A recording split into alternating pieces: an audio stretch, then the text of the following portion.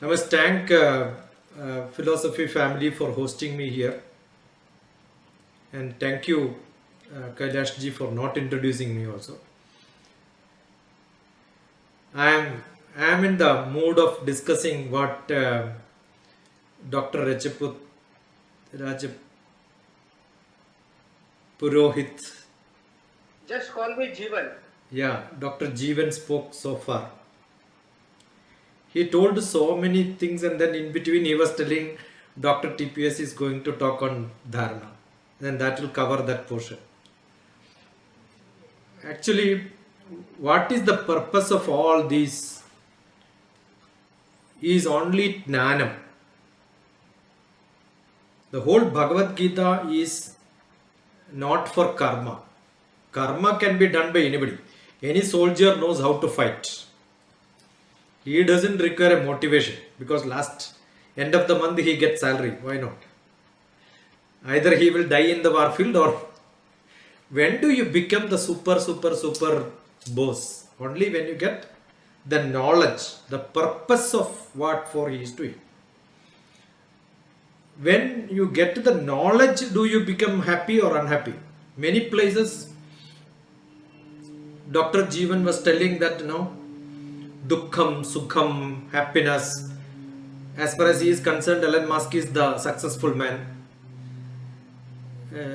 Buddha is successful. I don't know whether Mahatma Gandhi was successful or not. Because if you look at Mahatma Gandhi's last birthday celebration, he made a statement saying that I have no more hope to live in this horrible world. He was the most unhappiest successful man. So, is it that success is happiness? Is it that everyone is looking for happiness?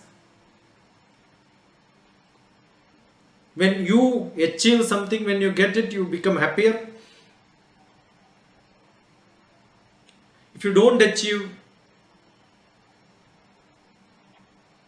what will happen? I think this is the most horrible, unhappy audience which I have. Nobody is on face. I am talking to computer. Do you think I am happy? I am unhappy actually. But still, why am I doing? Because there is a relationship.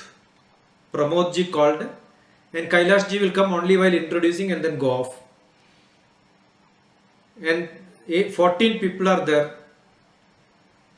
Right? Why do I spend a half an hour? Do you think I am happy? I am not at all happy. But what is that happiness which I get? The moment when I speak, I am able to reflect some knowledge. Is it because I am going to get something out of it after this? I don't think I am not going to get anything out of this. Everyone has a requirement. Kama is there, desire is there. Without desire, nobody is there in this world. So when your desire is satisfied, you become happier. As long as you have desire, you can talk about happy, unhappy. So when Dr. Jeevan asked me, am I happy? I said yes, because I have no desire at all. What can be the desire? In the world, there are only 3 desires. Only 3 desires. Nothing else. The first desire is little knowledge, Uttar Pradesh. When you were talking, I wrote 1 page. So this 1 page is the reflection, not what you spoke. What is that I think about what you spoke? In between, I referred to Bhagavad Gita many times. When you talk about the earth, yadamokham tadandaruptam tvaya, the Big Bang theory which is explained in the Kalidasa's text came to my mind. Otherwise, I may not remember. What I heard from my Guru long back, I may not even remember every day. But when you spoke, yeah, there is a mention. Who says that? Prabhav, those who have prabhava, knowledge, they spoke like this. So what is my intention of sitting in a lecture? Little more knowledge, little more reminding, little more reflections. What I learned is reminded on me. I am happy. But if it is not there, does it mean I am unhappy? See, you have to have a comparison. I am happy. Okay, if it is not there, am I unhappy? No, I am not unhappy. What do? I think something else. When Dr. Jeevan told that control your breath, then immediately it came to me. Ramana Maharshi said, nobody can meditate by holding your breath. Many so-called famous sannyasis in India are making a lot of money by just teaching hold your breath and 1,000 rupees, 2,000 rupees chain business. They have not heard Ramana Maharshi. Ramana Maharshi said, Prana bandhanat liyate mana jala pakshivat dina rodanam. Holding breath while closing your eyes and meditate. Many people teach that. I don't know which textbook of Bharatiya Shastram talked to people to close your eyes to meditate. Never. No single textbook. Show me any authentic textbook other than the English speaking modern Swamijis who talk about closing eyes to. Bhagavad Gita doesn't ask. Bhagavad Gita also talks about Dhyanam. He asked Arjuna to have Dhyanam in his action. Karma Sannyasa Yogam. Dhyanam is required.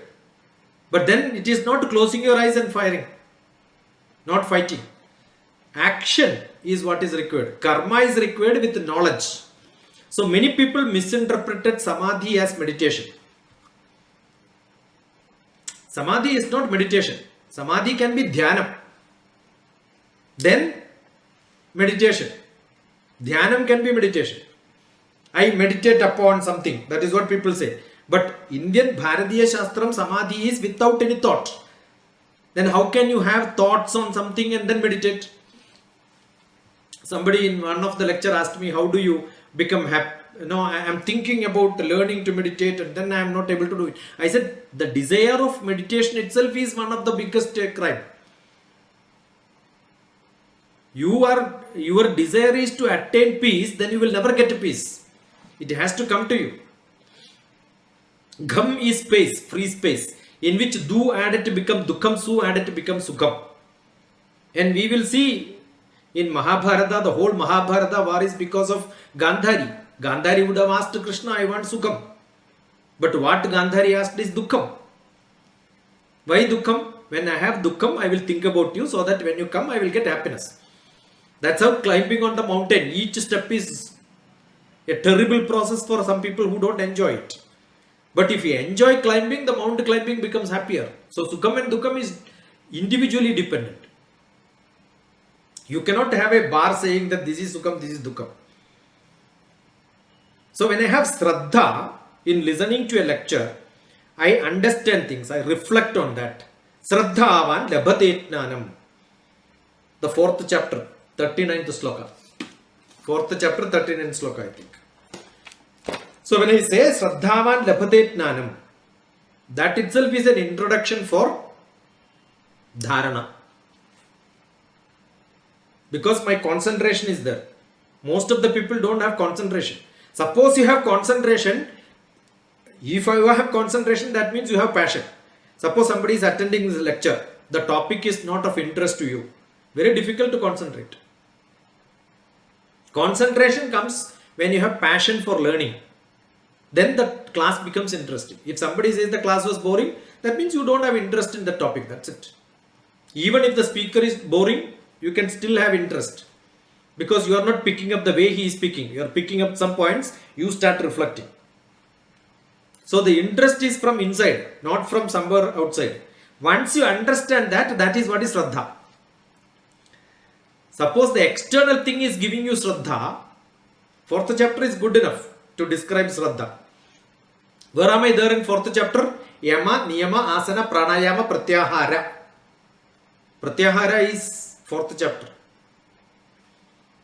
Yama is non-violence. Mahatma Gandhi reached only first step. He became world famous. People speak about 8th step. They never become world famous because you are only climbing step without having the base. That's the problem. Non-violence is good enough. Yama is good enough. Niyama, self-discipline. When somebody asks me to be disciplined, I will become unhappy. But I am self-disciplined. No, I am talking. Already it is told 45 minutes only I have to speak. Suppose somebody asks after 40 minutes, stop the talk, I will become unhappy. Suppose if I am disciplined, stop at 40 minutes. Finished. Just now I finished a talk. 15 minutes. I finished at 12 minutes and then said thank you, bye bye. Good enough. So when you are self-disciplined, you feel happy. Non-violence, you are violent, then you don't want to speak, then internally you are burning. That is not non-violence. Your attitude itself is non-violence. So yama, niyama, asana is anyway useless. But most of the people think only asana is important. Monkey's job is not required. You don't have to behave like monkeys in the world. And one of the most important point which Dr. Jeevan spoke was Sattvic, Tamasic, Rajasic. Basically, I don't know whether I'd like to ask some questions. Only Dr. Jeevan is alive. Rest of the people are dead anyway. Basically, are we Sattvic, Rajasic or Tamasic, Dr. Jeevan?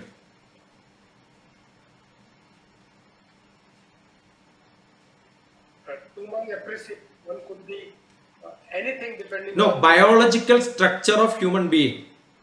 negative. There is nothing called a negative. Negative and positive is only our discussion. Tamasic. Yeah. Why?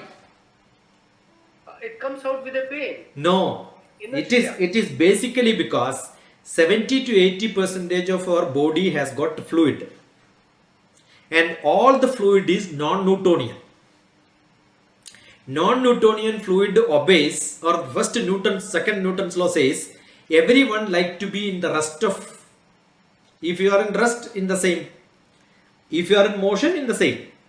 Either in the rest or in motion, unless you are externally influenced by a force. So what is human beings' basic nature unless external force? Rest is our basic nature. We all love to sleep. But we know we cannot sleep because we have so much to do in this world, because we have a desire. The desire is what is making us to wake up. Otherwise, who doesn't like to be on bed? Okay, now why is so? Because blood has got a non-Newtonian fluid which has got a capillary motion. When the heart is horizontal, we are most comfortable. Vertical, no animals are there. Every animal is horizontal and the blood flow is very smooth. But by unfortunate thing, Brahma created a human being like this with 1/10 of the body weight is on the head. Some people have more head weight because of their position power. Forget about that. And the pumping has to happen in the top with the capillary motion. We have blood which makes it happen so easily. So that blood non-Newtonian has got a retardation and relaxation property. So what does it mean? It doesn't like to flow. It also likes to keep in that rest. You can see ghee, when you pour it, it doesn't flow. It will think whether to flow or not.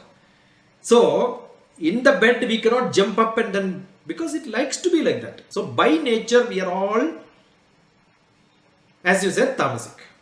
But then that 30%, Sattvic, Tamasic, Rajasic is there in us. Because we have little spiritual, Sattvic is there. Rajasic, because we have got to live in the world. Every action which we do is Rajasic. So these 33 balance. Suppose we can extend a little bit and make this Sattvic into 50%, 60%, wonderful. That is what we call, oh, this person is a Sattvic man. But still in him also there is, if you look at Ramayana, all each character you can see, Sita was also Rajasic. She also became Sattvic and Tamasic. Rama was more Sattvic, but a little bit of Rajasic is there. Otherwise he will not fight. He would have been happy. He would have left all the kingdom and then went. He didn't do that. So everyone has got this. So does it add? If you look at, where is it explained? The 14th chapter? Yeah, 14th chapter starts with the sloka number 1, 2, 3, 4. Finished. It explains how you are. Good enough. Then acquire knowledge so that, oh, you are aware. We have all these characters basically with us. How can we make little bit purposeful in this life? Everyone can live a life. My desire can be either to get knowledge. What for? The question is how I can become purposeful so that whatever I gained, can I give it to somebody else? I have a big burden. My gurus gave me little knowledge. So if I die without parting it to somebody else, I am doing a big crime to my guru. So that is what is burning inside. Why the burning desire for giving lectures? Because somebody taught me if I don't give it, it's a papa. I am not forwarding that knowledge what I got. So that is what the desire which I have. And that can be done with different modes. Artha, Dharma, and which gives me the moksha.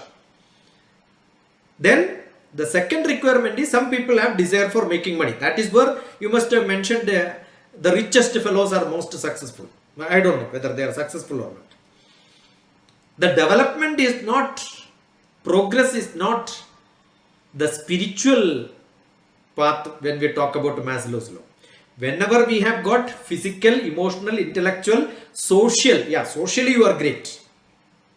But whether spiritual enlightenment is what is growth as far as these philosophical discussions we have, we don't know. Then Putin also can be successful if he win the war. But in Mahabharata, we attributed not the success to anyone. Everybody was a failure. Mahabharata is a big failure. It is describing the human failure by fighting war. If somebody thinks that because he got sufficient knowledge and he fought the war, killed all his relatives, Mahabharata describes war is winning and that is success, that is also not correct. Mahabharata is not a successful war. It's a failure. It's a failure of human nature what is being told. But when you do the job with the knowledge, you understand the other person did not have sufficient knowledge. That is why all this has happened. There is a balancing required for making the other people who are not involved are also to be happy. Ena kena prakarena yasya kasyavi dehineha santosham janayat pratna. For the other people, how to give happiness is my concern. For which I may die, I may kill somebody else also. Because larger community is at happiness.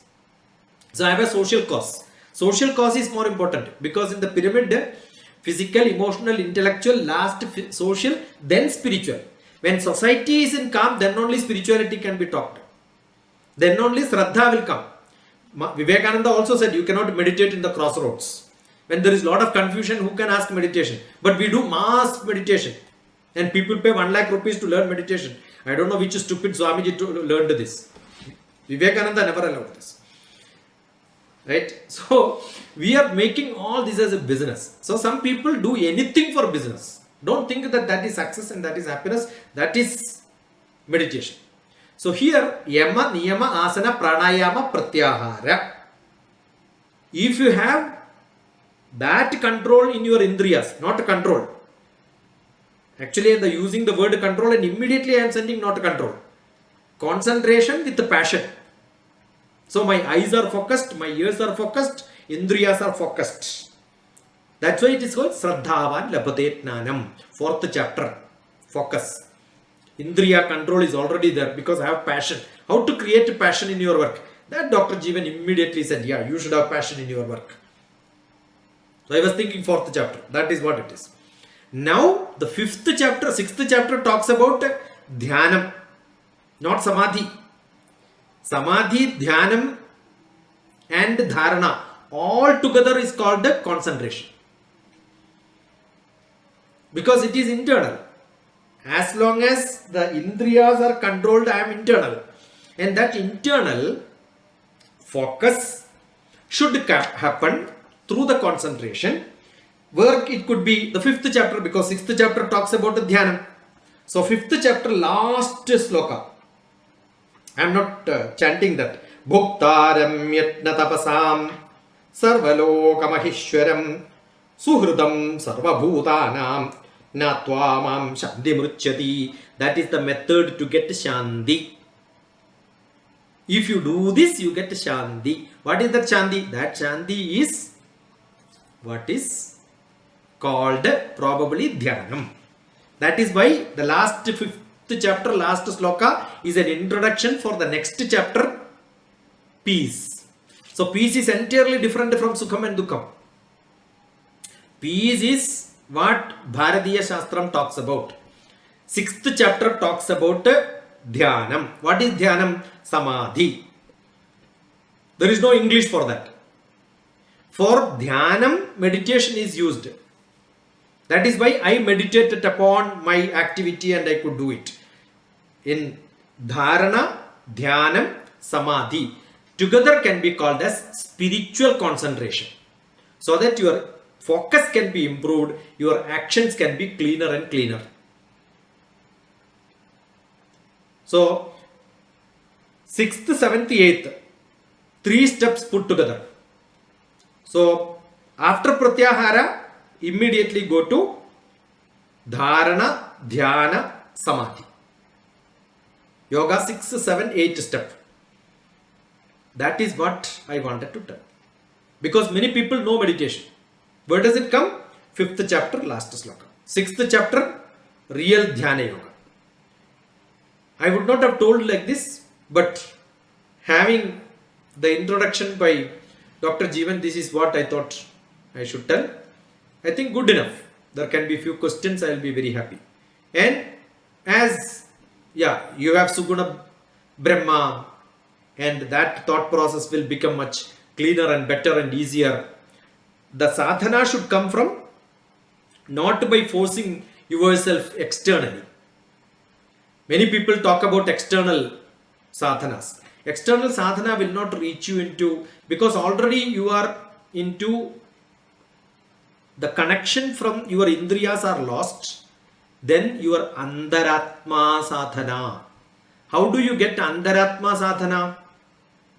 By being in satsang, not in paid form, not by taking ticket, not by coming to your place and staying with him. No, not required. I can be with my guru without even going to him physically. Andaratma sadhana. And that andaratma sadhana can be with God himself. That's what Bhagavan says in Bhagavad Gita. You don't have to come to me. No need of coming to him. Where are you going? The God is inside you only. See, coming to God, coming to temple, going for rituals, looking for where God is, all these are one of the dirtiest and the worst thing. The spirituality doesn't talk about God being outside. That is for the normal people. But once you become a Bhagavad Gita learner, you must understand Bhagavan is not far. He is inside you. It is not hunting for God. God is not in north or south of India. Don't go to big temples which are constructed. People think that big construction of temple take them to become sannyasis. Great temple, sannyasi. And come to my ashram and stay, then, it's not. Actually, these are not Bharatiya Shastram at all. Leaving everything and going is what is where. Not many people say that, you have to leave this house and then go. No, not required. And people say Vanaprastham. What is Vanaprastham? What is Dr. Jeevan Vanaprastham? When you Brahmacharyam, Garhasthyam, then Vanaprastham. finish your grasthashram, Then the Vanaprastham. duties of your grasthashram are over, and you are in a position to guide others to. No, what is Vanaprastham?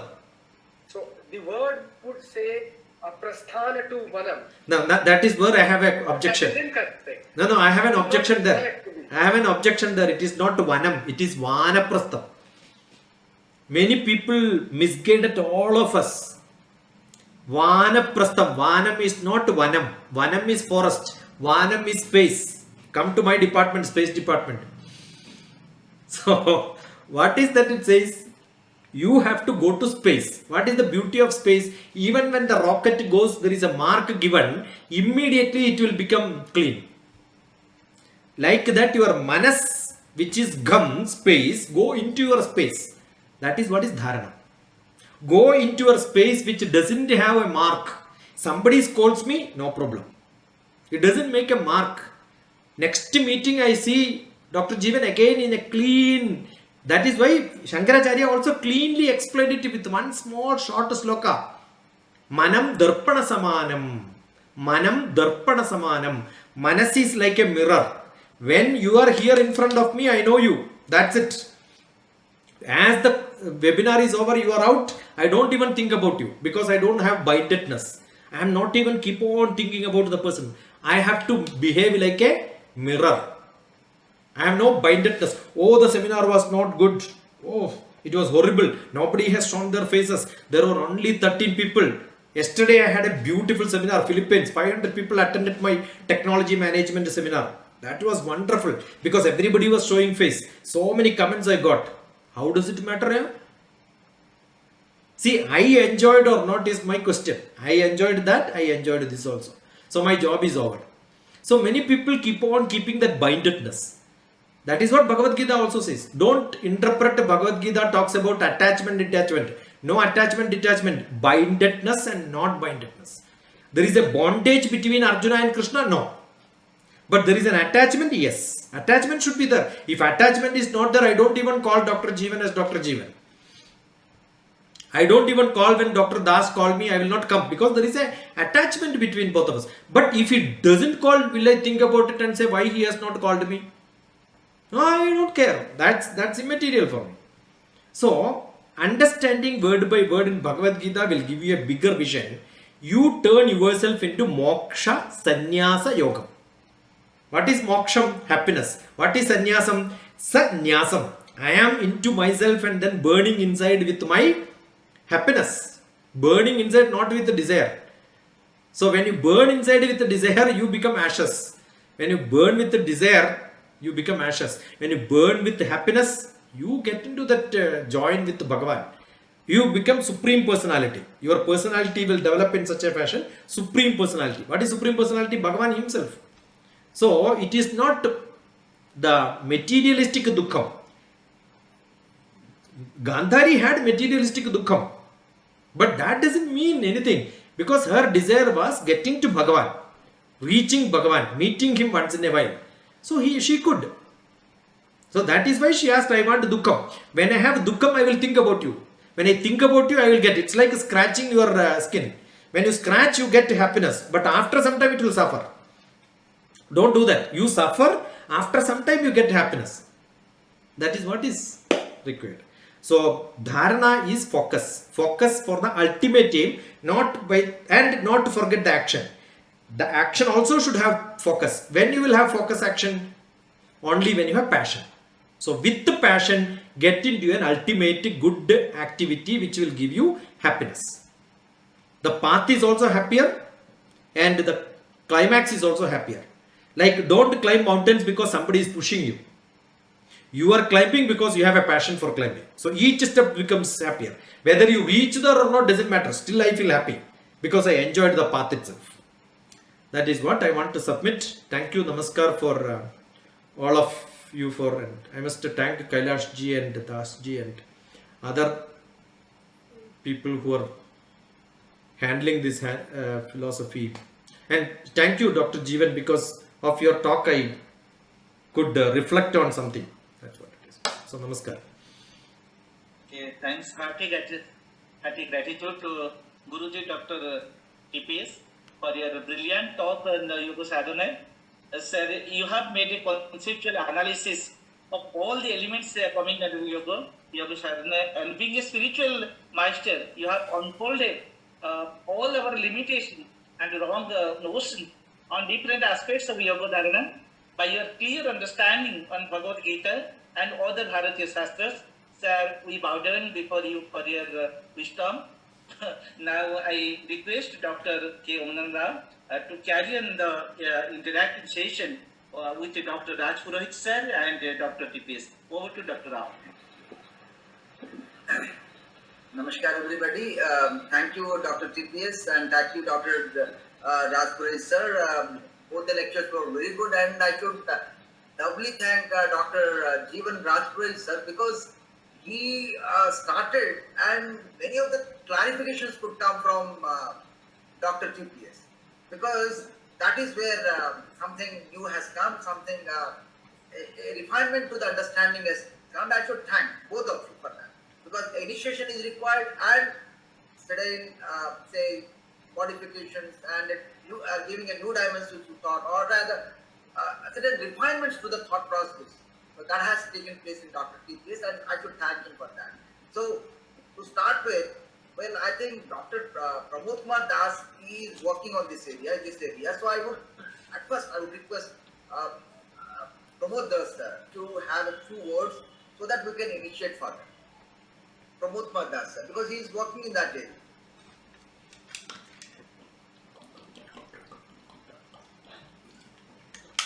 Thank you, sir. I really enjoyed both the talks delivered by great speakers. I shall speak only one sentence, what I learned from both of them, that is self-transformation. Only this word.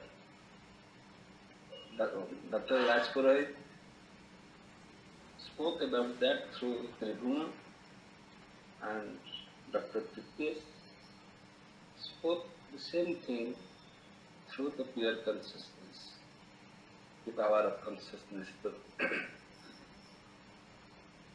So the aim is self-transformation. That is the goal of life, that is the sadhana, and that is also the goal. Self-transformation. Thank you. Thank you. Thank you, Professor Das. Well, Krishnamurti sir wanted to say something. Sir, welcome, sir. Krishnamurti sir. I didn't raise my hand, but still I am tempted to ask because you have asked me to ask. The question is to Dr. Jeevan. Sir, thank you very much for your excellent presentation of Triguna theory and Yoga Sadhana, quoting from various scriptures and other things. I am really thankful to you, sir. But what is the purpose of Guna? Please tell me, number one. Number two, what are the uses of Guna? Number three is how do they react with each other? If you can kindly explain, then I can 100% understand of what you have asked, whether I am 100% happy or not, so that I can put it into use and convert it to 100% happiness. But still, I am not 100% happier, because if the society is happier by 100%, I am really happy. If I am happy 100%, I am certainly not happy, because I am also equally concerned with the lives of the people living on this universe. Thank you. Thank you, Srini sir. You yourself are a GITA on this subject, and I had the opportunity of. I am nothing in this. Sorry, I am nothing. I am just a catalyst. Yeah. I had heard this catalyst once in Indian Institute of Advanced Studies, where we conducted the national seminar on Triguna itself. Thank you, sir. Thank you, sir. I suppose those insights are leading you to the questions that you have posed today. The purpose of Guna. You see, the very existence of the entire Prakriti is composed of Guna. So when you say purpose of Guna, is you are asking purpose of the planet existence. So if you are asking for existence of our survival, our universe, our cosmos, it's far too big a subject to be handled by a micro mini human being like me. But at the same time, you and me have a soul which has come from the same cosmos. It has got the same intrinsic qualities of the cosmos, of those three gunas, which are there in me, which are exhibited through me by the soul, by the consciousness, by the past birth, or whatever my karmas of the day are. And therefore, if you ask me what is the purpose of gunas, possibly I would say that if I can maintain a fine balance between my existence and the consciousness which is existing, I think I would succeed. And if I am not trying to become too philosophical, I try to be practical in life, that all of us have to live this life. All plants, animals and the human beings, we are the lucky ones that we can express, talk, interact, and given a chance we can improve ourselves. So we are those lucky people who, having understood the very existence of the cosmos, also understand that the ultimate tattva lies in what Dr. TPS said is the ultimate happiness, ultimate truth. That's the ultimate truth. Rest all is the bondages, boundaries that you and me talk about. So the purpose to me, my personal appreciation is maintain a fine balance to enjoy every day, every moment of my life. The second question is, what are the uses of Triguna? Okay, once again. Okay, I understand your interpretation of the uses, but as far as I'm concerned, the gunas are existing only for the sake of helping others. That is my perception. Absolutely. So when I say that I will do it myself, I am automatically doing for you as well. When you do for yourself or society, you are what he says detached attachment. You know, when I am saying that okay, let me be good, I am actually being good from within myself. That will impact my immediate surroundings. That's my society. And that's what you said, that if 100% society is happy, I shall be happy. So if each member of the society is happy, the entire society is happy. Ultimately, a nation is happy when each individual of the nation or a clan or a group is happy. Where does this happiness come from? As we have already discussed, the gunas have got this curve or sukha and dukha, sattva and tamas, and the energy in between leads to one or the other side. Which side you wish to remain is up to you, up to me, up to all of us. And when each member of the society decides that yes, plus and minuses will come and I shall still continue to be good. Dukha is as much part of my life as is the sukha. And how do they react with each other? Yes, very well. I just said the two ends of the strand, and both of them exist in the same life, same human being, same society, same cosmos. And therefore, they are intrinsically intertwined. And therefore, you cannot detach a dukh with the sukh, or say sattvic nature with the tamasic nature. They are part of me. At a moment I am sattvic, at another moment I am tamasic. And therefore, what I draw the analogy from TPS said that instead of 33.3% equidistributed, I try and balance it to 50 towards sattva and rest towards rajas and tamasic, so that they energize me towards gravitating to sattvic stance. And if that can happen, I think whether it is my 100% happiness or the society's 100% happiness can well be achieved. The issue lies, the main issue lies, is not in the philosophy. The main issue, as far as I think, lies in the implementation of my understanding in the contextual world, in the contemporary world today. When I am talking to you, I am being very sattvic. When I go out in the market, when I deal with my traders, deal with my business and other people, at times I am so moron, so selfish in my approach, so tamasic in my dealings. How do I then get the ultimate happiness when inside core of mine is tamasic, and outwardly I am trying to say, oh, all is very good, and I am being very good to you. That doesn't happen. It would happen, charity begins at home. When I start doing it with myself in all forms of my core activities, my other activities, or my life as such, I think that's the time the balance would come in and the nature would play its own cards, and I shall have to deal with it. More inputs from the August learned members are solicited. Thank you, sir. And one more thing I would like to say about the properties they have asked. I think they are there only for mutually supporting, dominating, and protective and cooperative. These are the properties of the gunas which I understood. I think it really applies in the real sense. If you agree with me, then it's okay. Otherwise, I will have to learn a lot from this. Thank you. Perfectly fine. I am in full sync with you. the entire existence of happiness of mine with my family is how I balance myself with them.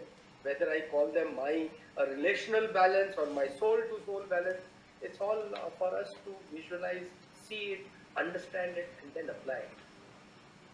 More. Also in Sri Devi Bhagavatam, please read chapter 3, sloka 8, which is very excellent in interpreting the three uses of the three gunas, which you will really love to, read and interpret it to other forums also. Thank you. Sure, I shall. TPS sir, would you like to enlighten us on chapter 3.8?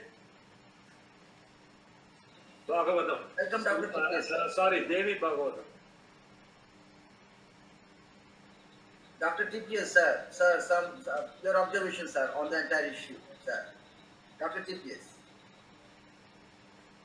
I think all of us have got a goal, role, and value balancing. That is what is life. That is what ultimately Dr. Jeevan wanted to say. We have a role to play and we have a goal. And the value system which we talks about, Sattvic, Tamasic, Rajasic, has to be played in different places accordingly with the balancing.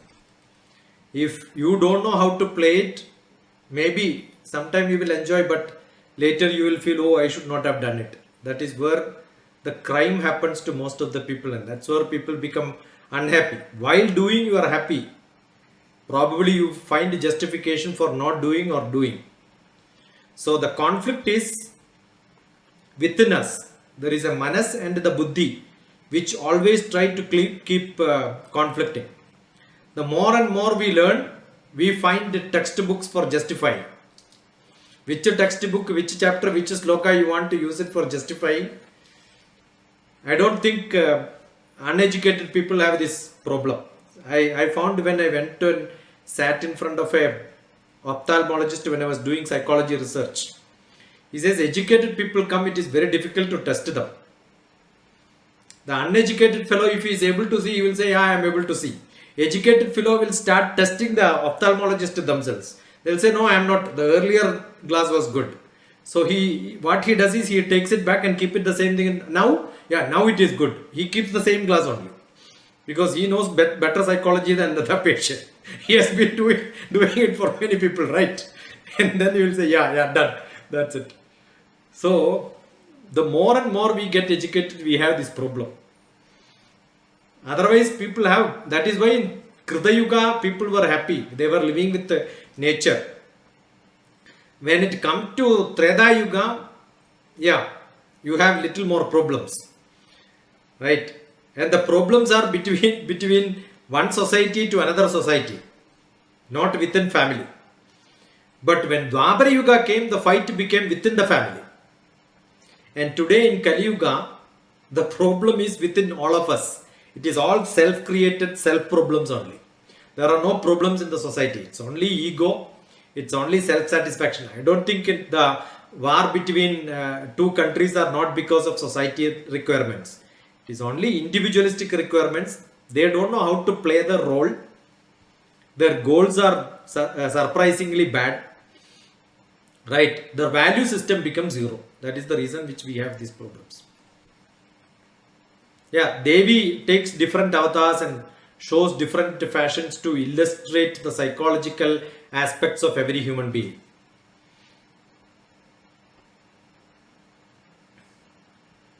Sir, Dr. TPS, sir, yes, I understand. I have a few clarifications. If you can kindly enlighten me, I will be very happy, sir. The question that you posed to the forum is about show me one Shastriya literature wherein you are asked to close your eyes in meditation. Number one. My interpretation is when you do ekagrata, contemplation, concentration, dharana, dhyana, automatically you are from ekagrata, you are switching over to contemplation. From contemplation, you are going to real dhyana, wherein you automatically close your eyes. No one advises you to close the eyes because there only the transcendental meditation called the changing state of consciousness happens. That is what my perception, and Patanjali also finds the same thing in Patanjali Yoga Sutra, wherein you have about 10 varieties of samadhis, right from Sampragyata, Asampragyata to Dharmamega Samadhi or Kaivalya Samadhi. So under that context, I do not see how you said it, sir, please. Number 2 is Mahabharata was a failure. I was totally shocked, dismayed, disgruntled, because what I have read is only a war between dharma and adharma. When you say that, I think I'm misplaced about it. And number 3, your deliberation about yoga sadhana, I am not even qualified to comment about it, but still it is my innate nature and happiness. I get it if you clarify my doubt. Is that you spoke yoga sadhana only from the Srimad Bhagavad Gita perspective and not from the Sankhya philosophy or Patanjali yoga philosophy perspective, sir. Please clarify my doubt. On the first question of closing eyes, you yourself answered it.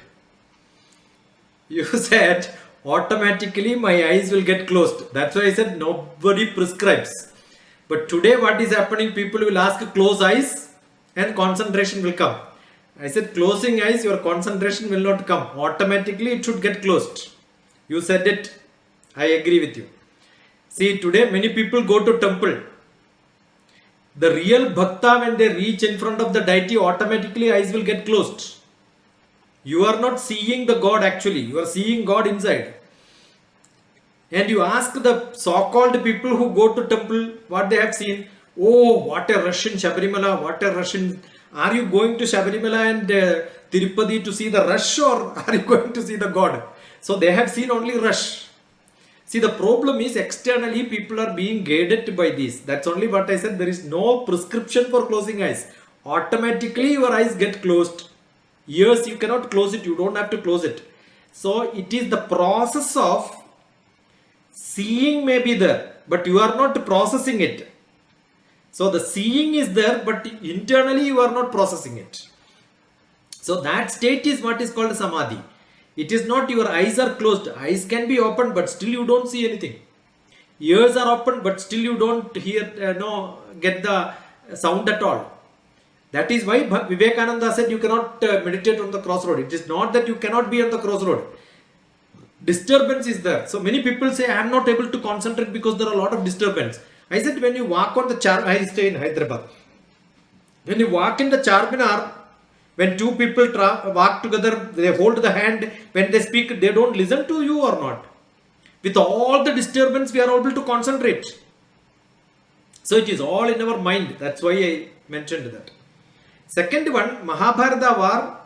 A war is fought where either you win or lose. Losing and winning is fine. But what is the speciality of Mahabharata war? Everyone has to die on the other side. You can imagine the last part where Duryodhana is dying. And every one of them go to what is called either moksha or maybe surga or naraka, wherever they go.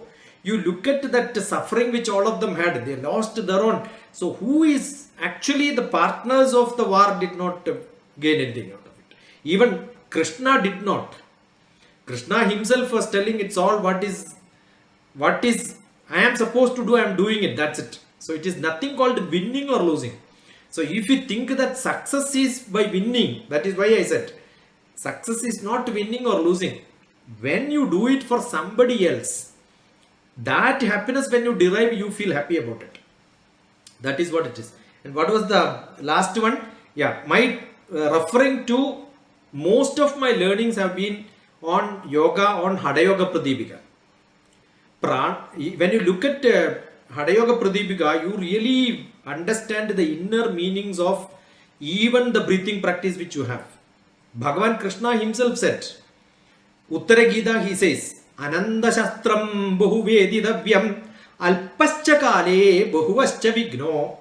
Ananda Shastram Bahu Vedidavyam. There are a lot of Shastras. Why do you want to waste your time learning all this? Because alpascha kale, you have little bit of time. Bahuvascha vigno, lot of troubles are there in your life. So practical action which is useful for human being. While fighting the war, that knowledge was useful. After fighting the war, don't think about the knowledge and waste your time now. Don't learn, that action is over. Now, if you look at when you do pranayama, when you do it in the right style, yes. But how many people today do it in the right style? Many are misguided in the name of pranayama. So when you get misguided, what happens?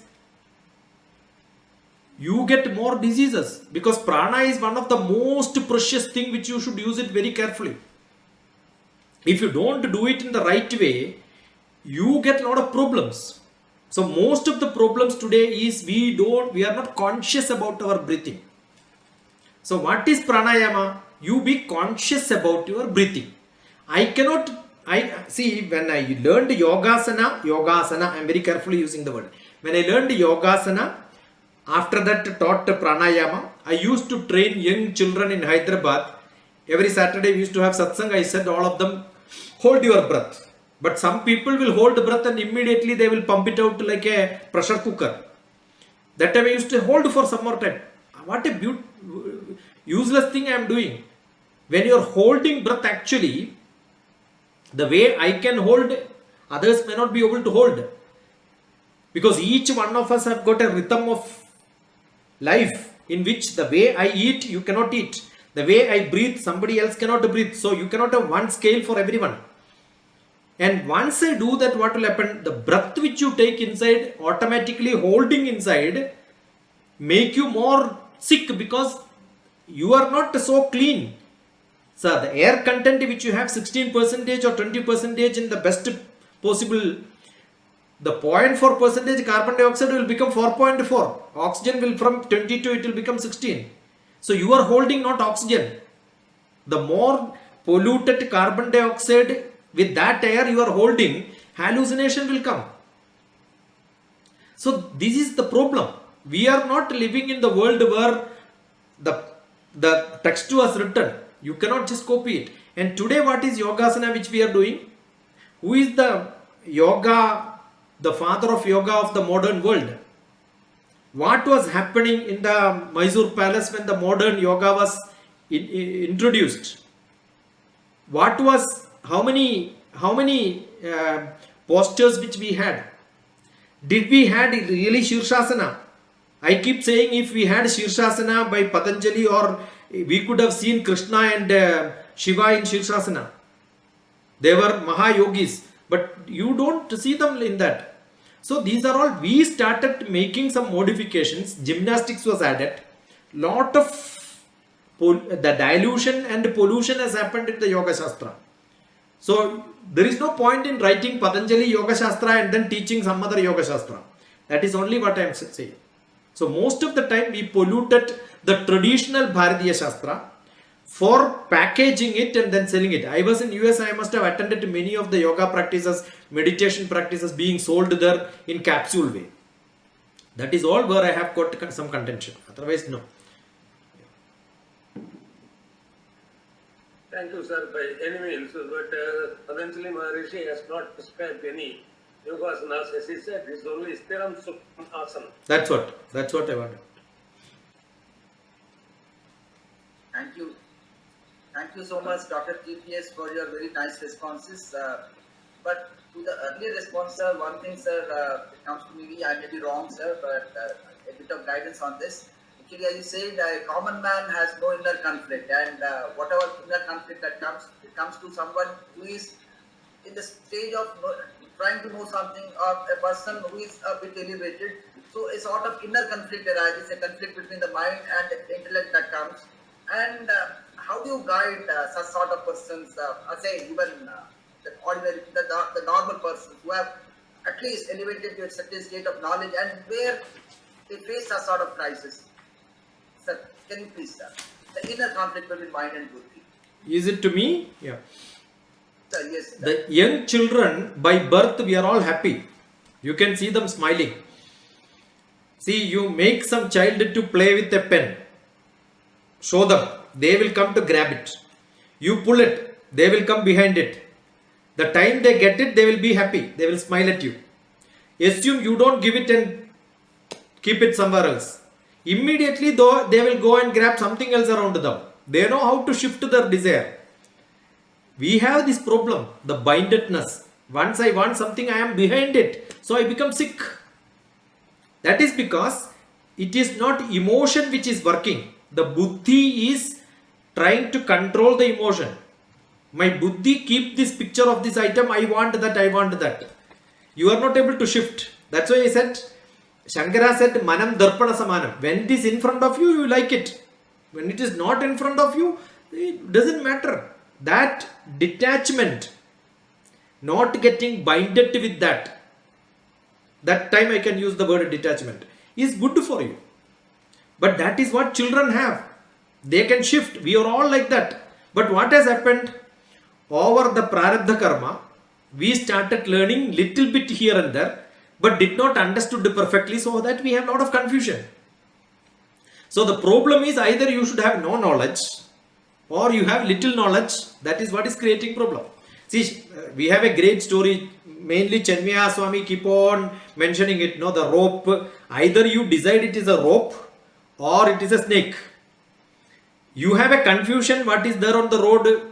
Crossing the path. No, you found something. You have a confusion whether it is a rope or a snake. Then you have problem. You think it is a rope and just take it and pick it and throw it, no problem. It is clean, cleared. Because you thought it is a snake, you are not able to touch it and you are not able to go further. You are confused. Most of the people are in confusion. The confusion is because of the half knowledge. And why is it happening? Because many fake people are there around. They keep on giving knowledge. Where does it happen? It happens from copying from somewhere to somewhere to somewhere to somewhere.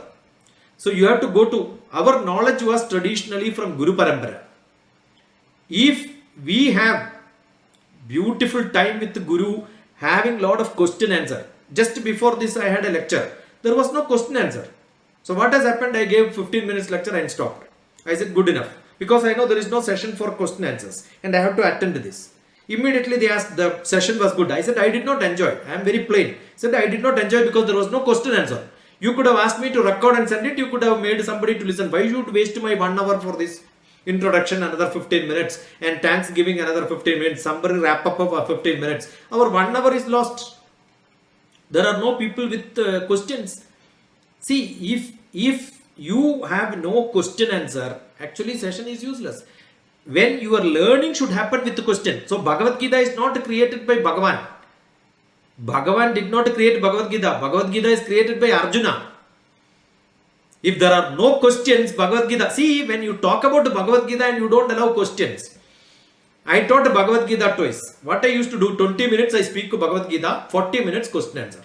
1 hour. But it doesn't stop 1 hour. It goes to 2.5 hours. Most of my sessions. Until the last person have questioned and finish it. I am not in a hurry. You are not in a hurry. Are you in a hurry for eating? Then don't come for this business. I keep saying when your Uttar Pradesh is working, Madhya Pradesh should not work. That should be the seal for knowledge. And that has to be the practice. So we don't have the patience. So what will happen? Half heard from somewhere, half heard from somewhere. You have no questions. I am 100% sure when Srinivasji is asking, it is not that he don't know. It is polishing. Every one of us have to polish. Every one of us have to polish. I used to meet my guru with a recorder. Ask questions. And keep on asking questions. And some of the answers I may not understand, but I used to record. Listen to that many times. Oh, this is what he told. Then I say, I understood now. Then he said, I understood. I myself did not understand perfectly. I gave you a vague answer. Now you come back to me. After a month, I will give you another answer. See, there is no, when I am saying it is not 100% correct. My interpretation, my reflections on today is what I am. See, the time when Srinivasji is asking Hadayoga Pradipika, that sloka I am not getting. I am thinking about it. I am not able to get it. So actually while answering also that thought is going. So I am not reflecting 100% in free mind. This happens. Got it? I came with preparing something in my mind, some note was written. But Dr. Jeevan was talking something, I made a reflection on that, and my total talk is for that. Because I know that I can use it somewhere else some other day. That is why I don't use PowerPoint presentations at all. I like to reflect. I am not speaking from heart, I am reflecting. Got it? So there is nothing called knowledge. There is only called our interpretations on what we heard, what we know until now. What is absolute knowledge? Nothing is there. Is there truth which we know? No. We know only facts.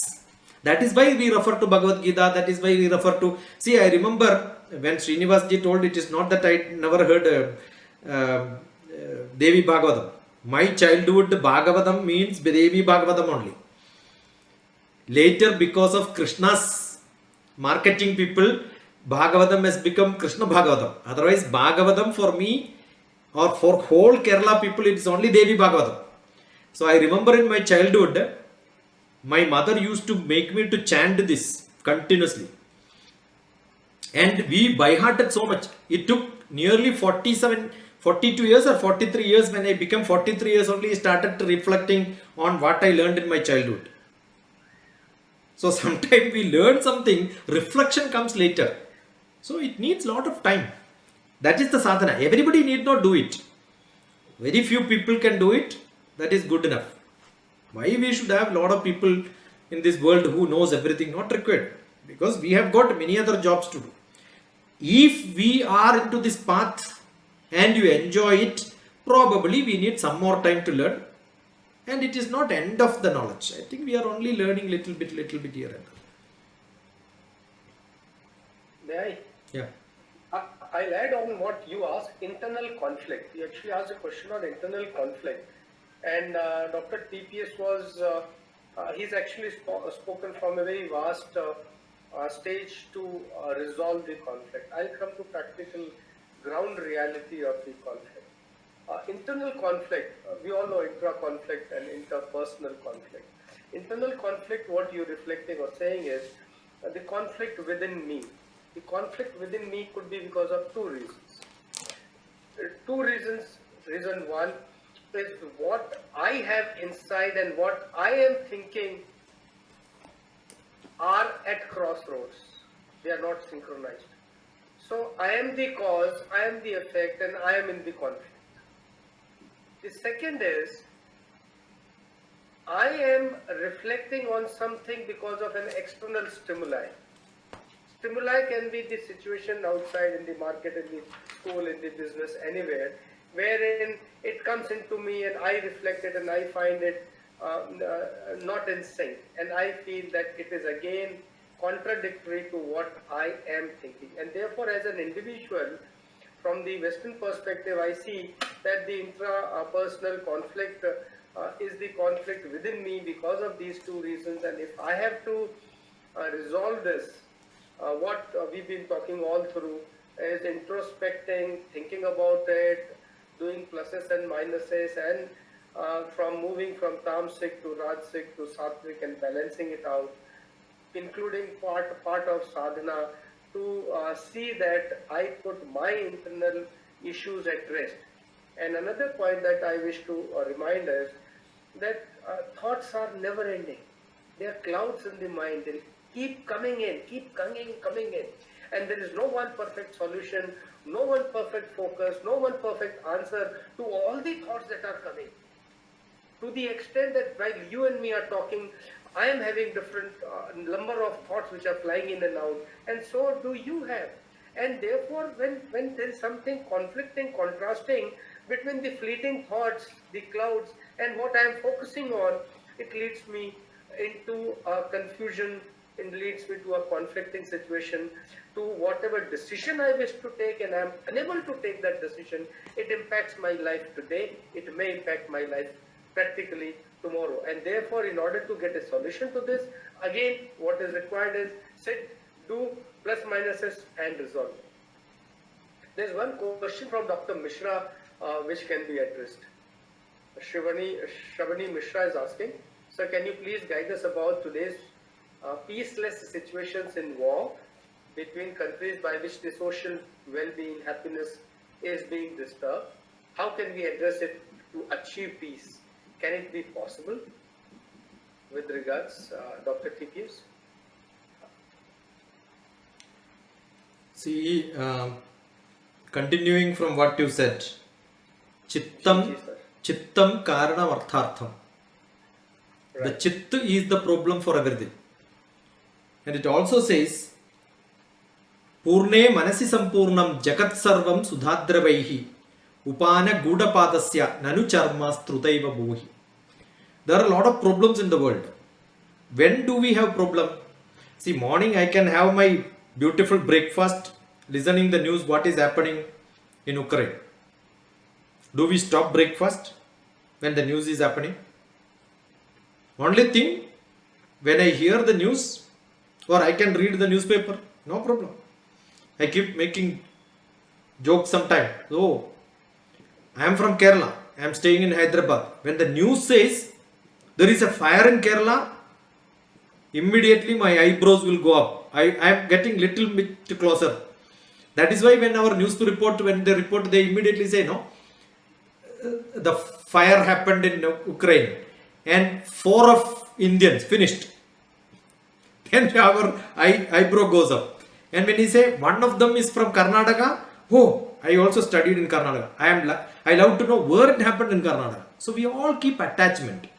So that is why Bhagavad Gita says, the more and more attachment you have, Purne Manasi Sampurnam. It's all in the Manas. Otherwise, there are a lot of things happening around the world. The COVID happened, many people died. Ukraine war happened, many people died. The number of people dying either in the war or COVID is not more than the number of people dying in hunger in the whole world. Why we are not concerned? We are not concerned because we are only concerned with rich people and political people and government responsible people. They are also government responsible, poor. But we get detached from them because everyday problem, no? Understood? See, when there are a lot of news which comes in the newspaper which something happened, people say there are a lot of problems in the world. I said it is not because a lot of problems are there. Because there is no big problem which happened. Assume that there is a big flight collapsed. A landing, it has been burned and 300 people, 50 people died. The whole news will be covering only that. So, when bigger problem comes, smaller problem is observed. That is natural in this world. No time problems can be solved. Either this problem or some other problem. If there are no problems like this political and pandemic problem, the newspaper will follow these people. Oh, poor people died. We are not concerned about it because that is not a great concern for us. So I am sure problems are never solved. If you look at the first part of Ramayana, you understand the world was not good during the Treta Yuga also. Dwapara Yuga, we know there are many problems. That is why Rama was unhappy. So Yoga Vasishta is this, the concept of Yoga Vasishta in one sloka is what I said. When Rama was unhappy, what is happening?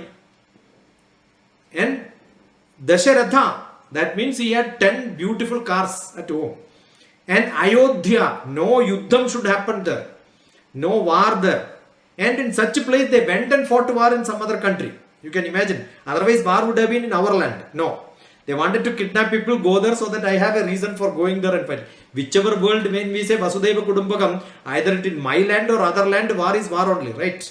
People are dying same. So we have to find a reason why is it happening. That's all what we do as human beings. If we have no reasoning, I keep saying 5 wives and 1 husband solves all the problems in the world. What is 5 wives? Where, when, why, when, how, and 1 H, how it happened. You keep asking this question. As long as we have that curiosity, we find problems. Either in the Russia it will be there or somewhere else some other problem would have been there. Yeah, Srinivas ji, I got to that sloka. Right? Pranayamena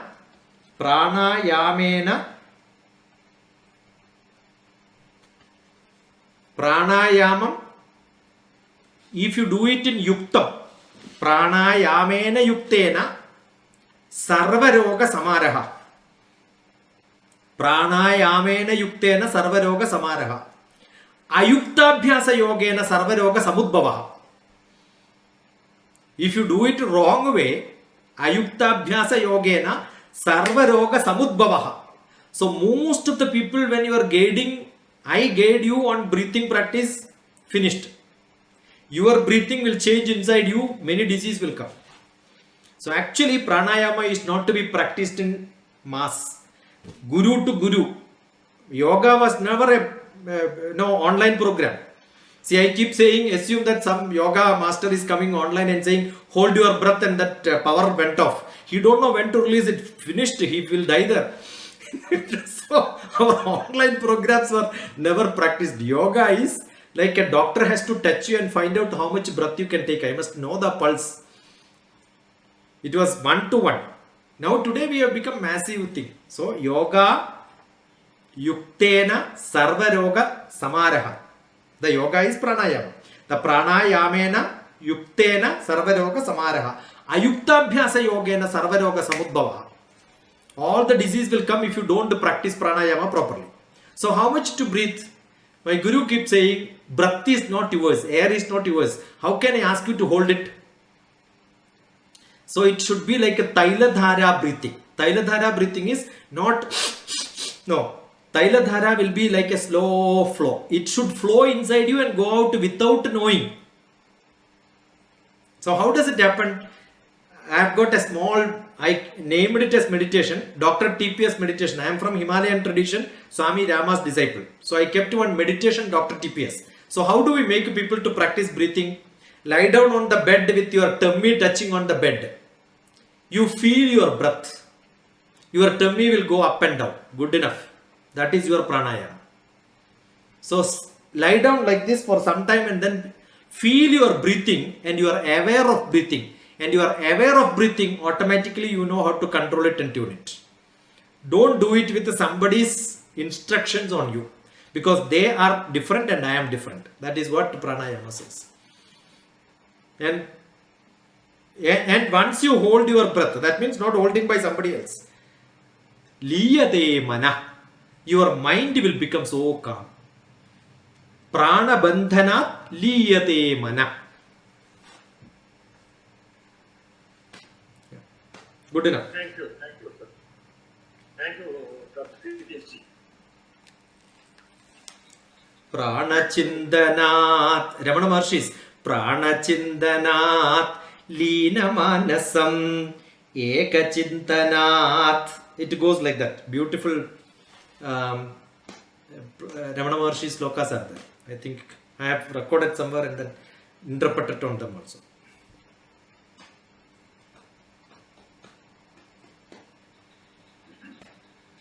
Thank you so much, sir. Thank you so much, sir.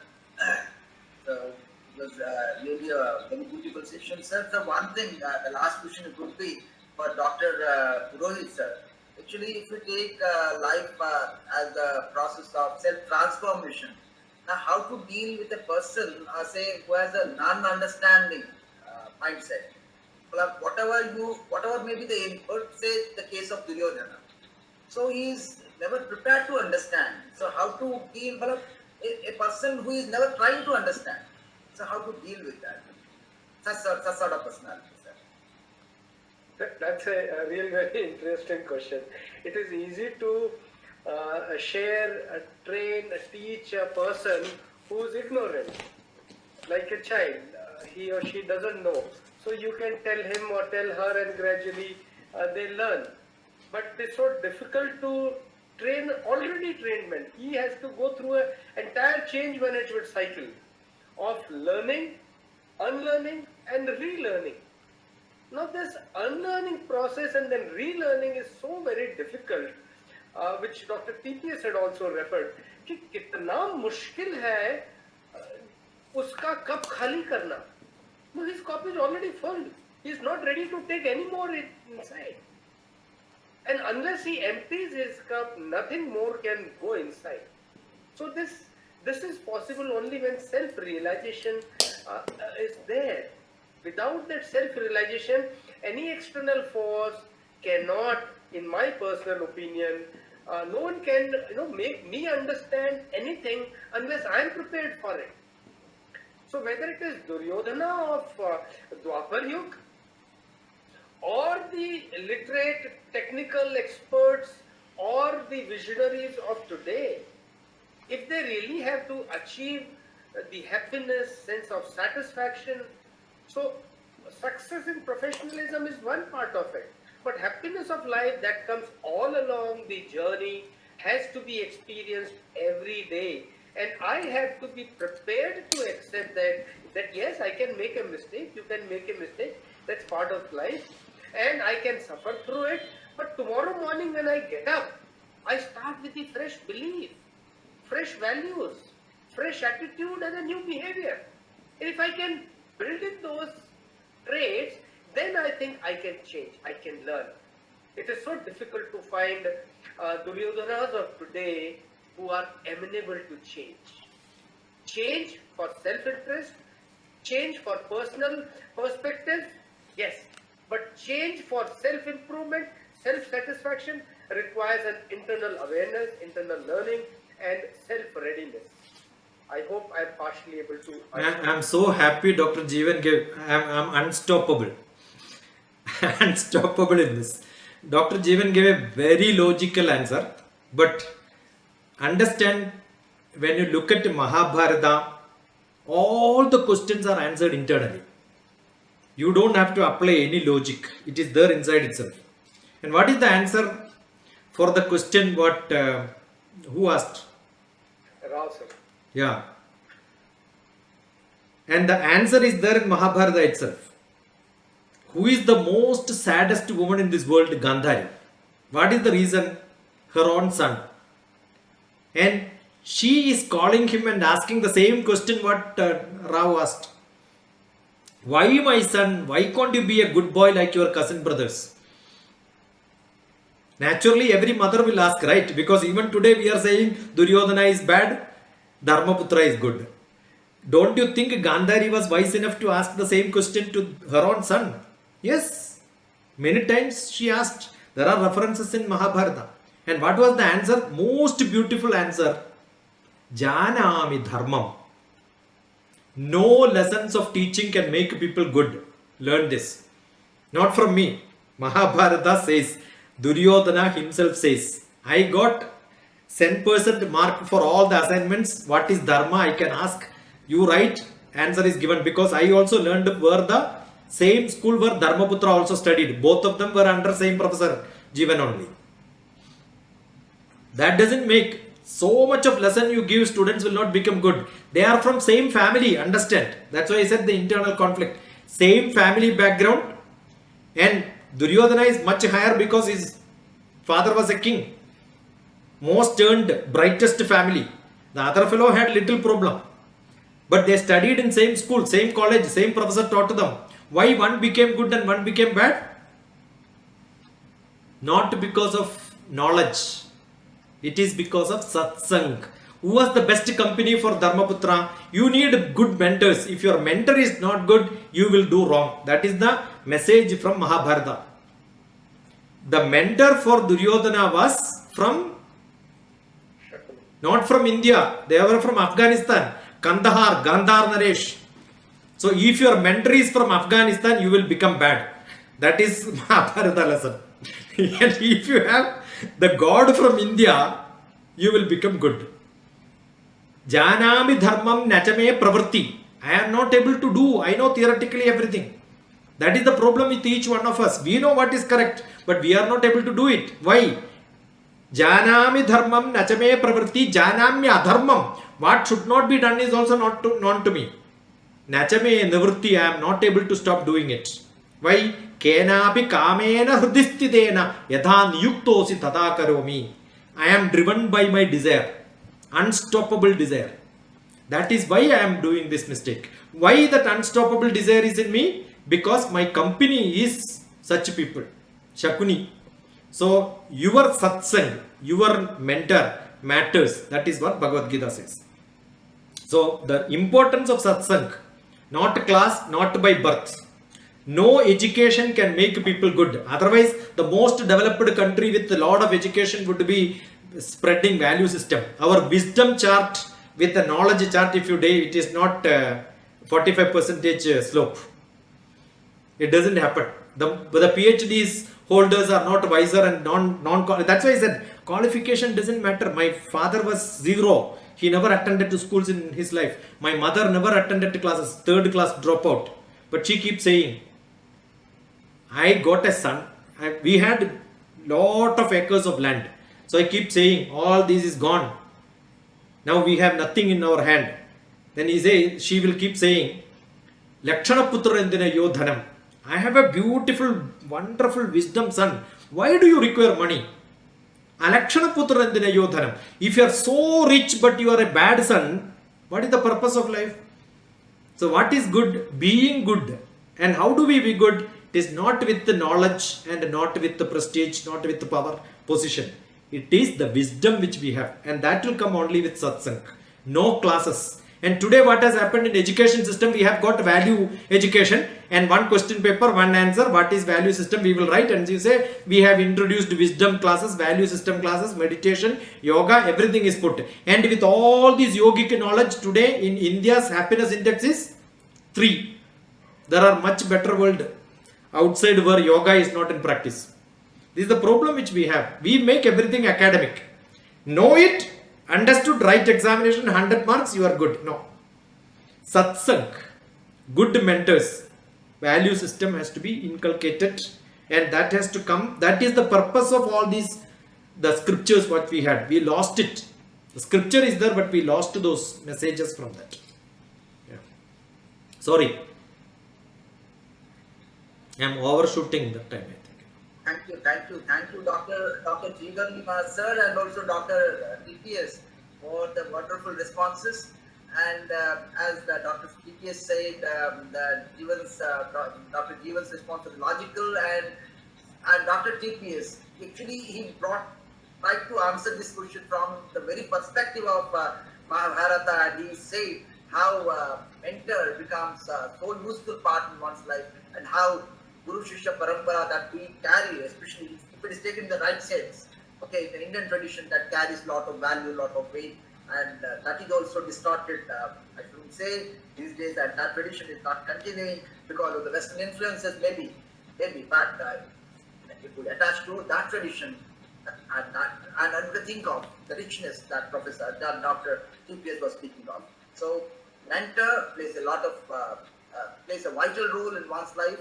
And who is the mentor? It matters. So thank you, Dr. TPS. Thank you very much for your wonderful session, wonderful responses, and I also thank Dr. Jivan for his responses.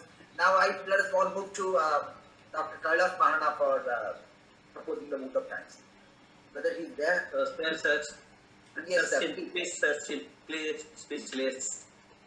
It's a wonderful session.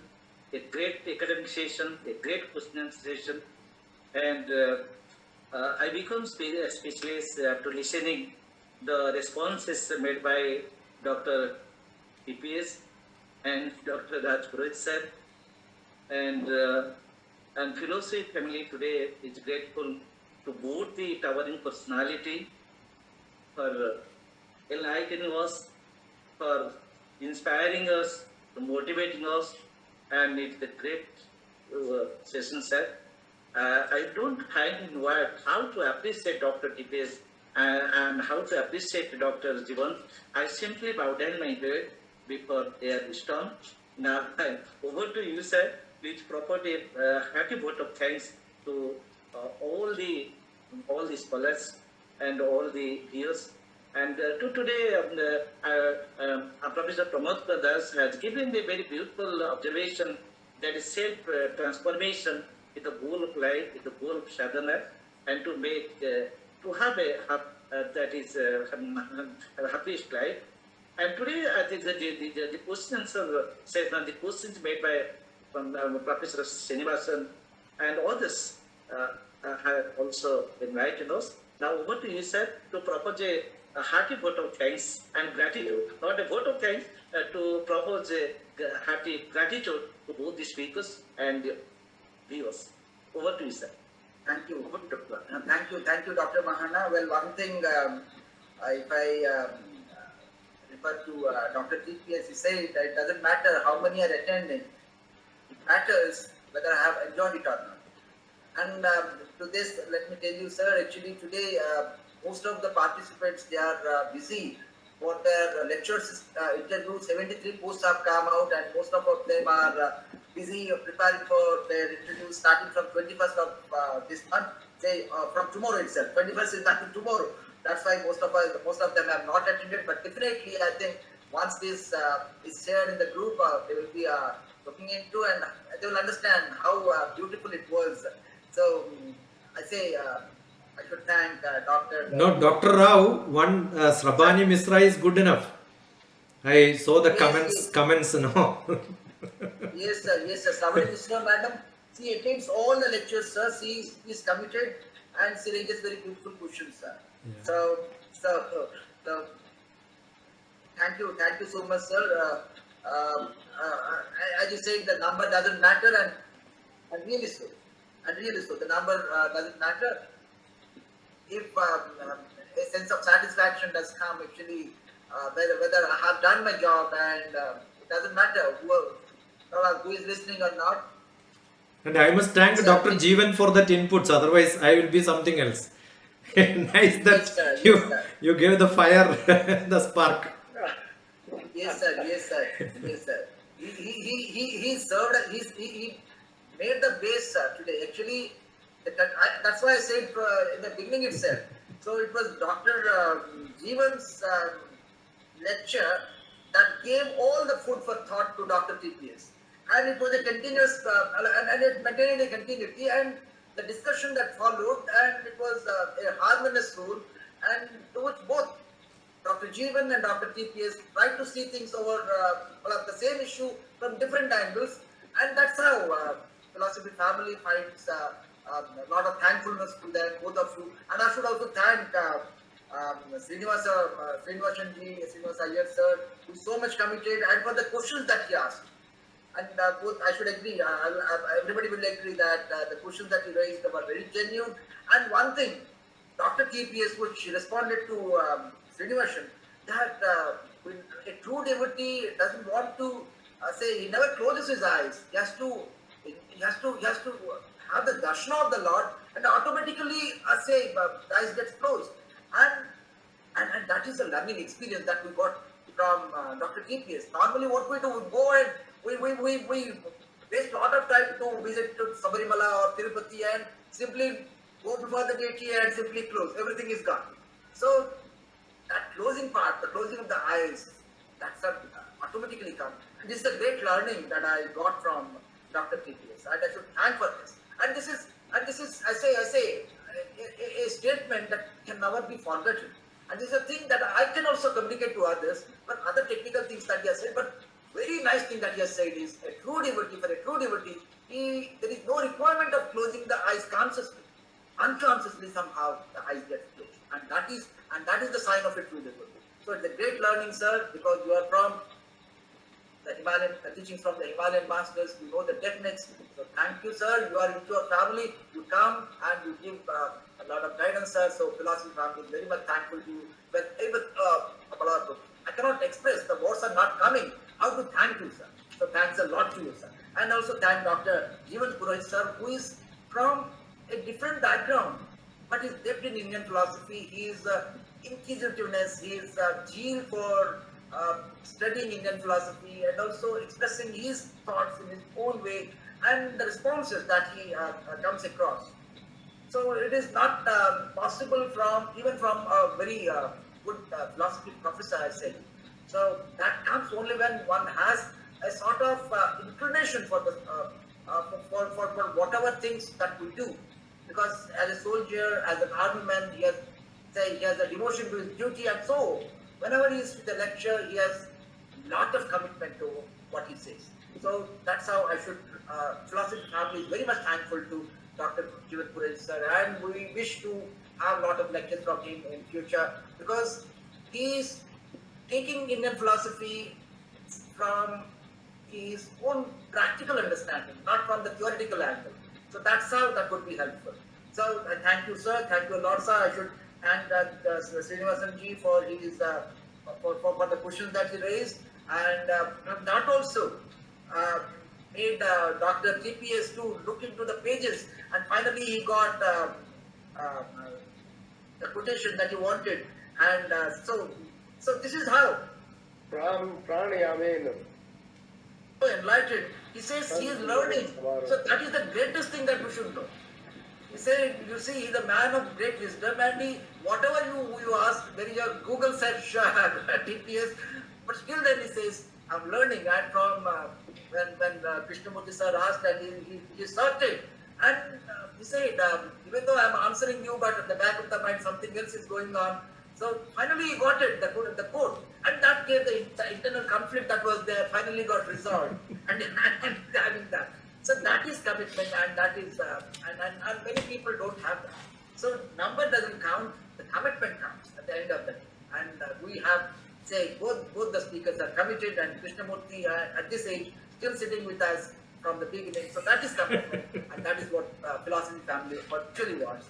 So thanking you, sir. I should thank Pramod sir also for the entire business, entire structuring of the program that is made by him, and also one line he summarized, tried to summarize both the lectures by saying that life is all about the self-transformation, and very nicely has said. And also thank Dr. Kailash Mahana sir for his introduction of the speakers. And also Yes, Dr. Rao, it is not transformation, transformation. Transformation. It is transformation. That is what happens. So thankful, sir. Thankful, sir. And one more, and I'm to thank Ravani Mishra madam for raising the questions. Even Dr. TPS could not keep himself,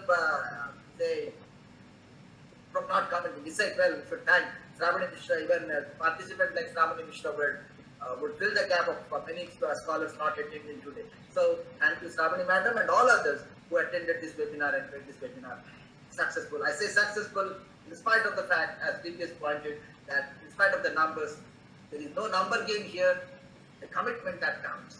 And if we are talking about numbers, this program will be uploaded, and the people who could not attend today because of the other schedules that they have, because they have to face interview tomorrow, because they have to different mindset now. So maybe they have not attended. So definitely we'll be asking them to look into these videos. Okay, that would be uploaded tonight, and I think there will be a lot of say food for further thought. And this would make us to invite again Dr. TPS to come up with the original lecture that he wanted to say something. Maybe he will be coming again with his original lecture. Today's lecture was the platform that Dr. Jeevan framed, and thank you both, sir, for making this webinar so successful, so wonderful, sir. Thank you, all of you, sir. Thank you so much. So I thank you also, sir. yes. I thank Dr. Rao for thanking all very faithfully and very affectionately. Faithfully means when somebody gives proposes vote of thanks, that is also a commitment to have proper assessment, to have how he observes not only the talk but also the intention of the talk, attitude of presentation. Everything is observed by Dr. Rao very nicely. I was enjoying Dr. Rao also. Yes. With the speakers. Thank you, sir. Thank you for the kind words. Thank you. With this, we shall close this session, these two sessions, and the philosophy family is really grateful to both the speakers. Really, both sessions were wonderful, and the discussion was also wonderful. Thank you. Thank you, sir. Thank you, sir. Now the meeting is declared. Pranam sir. Pranam sir. Pranam, sir. Pranam, sir. TPS, sir, Dr. TPS, sir, you said transformation. Trans is formation. I don't understand, it is meditation or what? Trans. TRANCE. You going off from your practical world. That is actually spiritual, right? That's actually spiritual. Thank you, sir. Thank you, sir. Thank you, sir. Thank you. Namaskar, everybody. Namaskar. Dr. Purohit, Dr. TPS, Dr. Krishnamurti, and all. Samani, Mr. Madam, Kala, sir. Namaskar.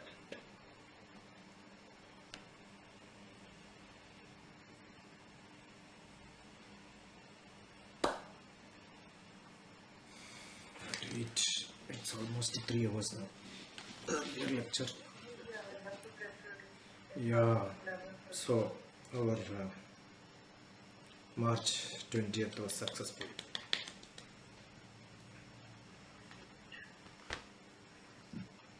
Correct? Correct. For you, it is correct. For you.